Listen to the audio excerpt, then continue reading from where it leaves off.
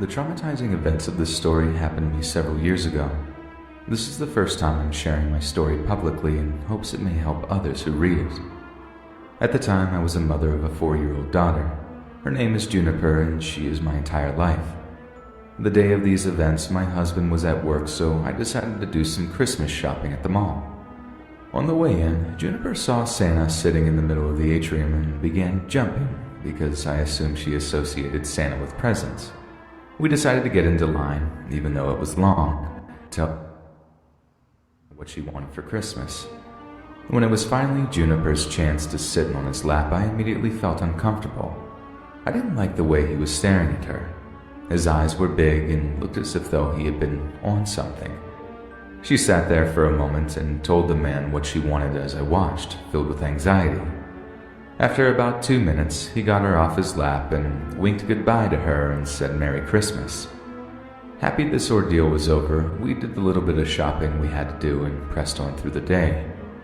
While I was browsing around one of the clothing stores, I looked up and thought I noticed the mall Santa sitting outside of the store we were in.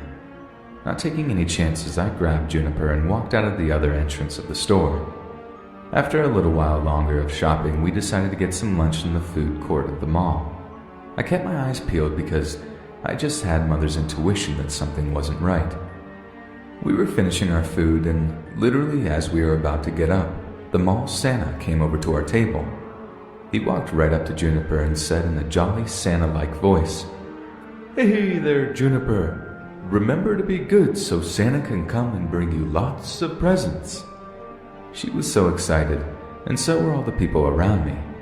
It's easy to say what you would do in that situation, but I just stood still. I thought freaking out my daughter and rushing her away from Santa would be a traumatizing event, so I grabbed her hand and told her it was time to go. She said goodbye to Santa and we left. That night at home, I told my husband about the entire story. He was angry, but agreed with my course of action. The next day, I woke up at about 8 a.m. My husband was already gone for work for the day. I happened to look outside and saw a strange blue car that I had never noticed parked outside my house. This didn't really bother me considering it could have been anyone, but it was just peculiar. At about 11 a.m., I looked out the window again and noticed the car was still in the exact same spot. I made the choice to go out to my mailbox in front of my home and investigate the car. The car was empty, except for the passenger seat. There was a Santa hat on the seat. I tried not to jump to any conclusions, but it was just starting to make too much sense in my head. I ran inside and called my husband. He said I was grasping at straws, but decided to come home anyway to make sure I was okay. A couple of minutes later, my worst fear was realized. I looked out the window and saw the man in his car.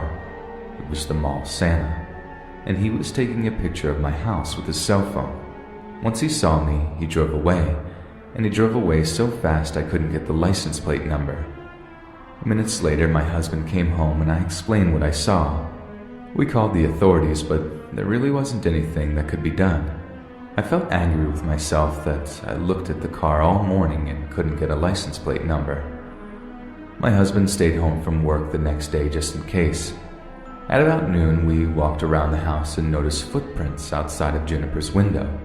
Footprints in the snow that neither of us left. That night, I couldn't sleep. I felt like I was just waiting for something horrible to happen. My husband, Juniper, and I all decided to have a camp out in the living room so she could be with us all night. Shortly after midnight, my husband and I were alerted to the sound of a car pulling up. It was the mall Santa car from the day before, and he was approaching the house with a giant bag in his hand. I called the police as my husband stalked him through the windows. The lights were off, so the mall Santa couldn't see us through the windows. He made his way all the way to Juniper's window.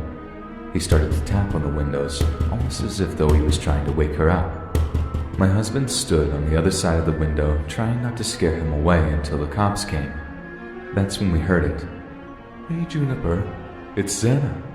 Come take a ride in my sleigh and I'll show you the reindeer." Praying that the cops would show up any minute, I sat in the fetal position, not knowing if this lunatic had a gun or any other weapon. He kept tapping and whispering, It's me, Santa. Finally, the cops showed up, and when we heard the sirens out front, my husband jumped out the window and tackled the mall Santa. My husband yelled for the cops, and the cops detained the man. He didn't have any weapons on him, but his car did have duct tape and rope.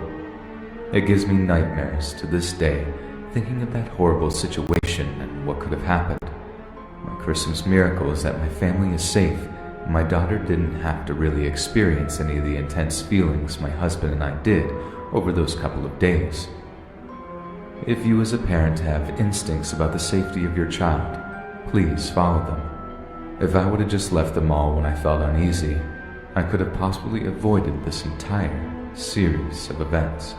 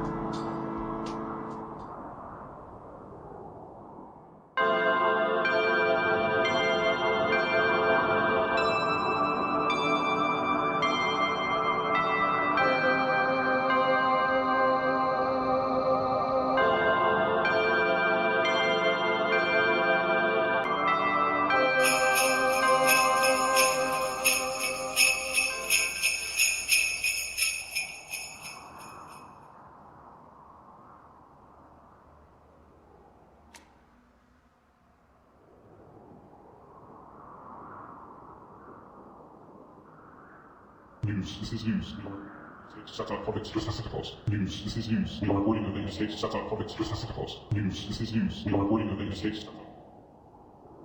News, we are recording the latest stage. Shut up, public testicles. News, this is news. We are recording the latest stage. Shut up, public testicles. News, this is news. We are recording the latest stage. Shut up, public testicles. News, this is news. We are recording the latest stage. Shut up, public testicles. News, this is news. We are recording the latest stage. Shut up, public testicles. News, this is news. We are recording the latest stage. Shut up, public testicles. News, this is news. We are recording the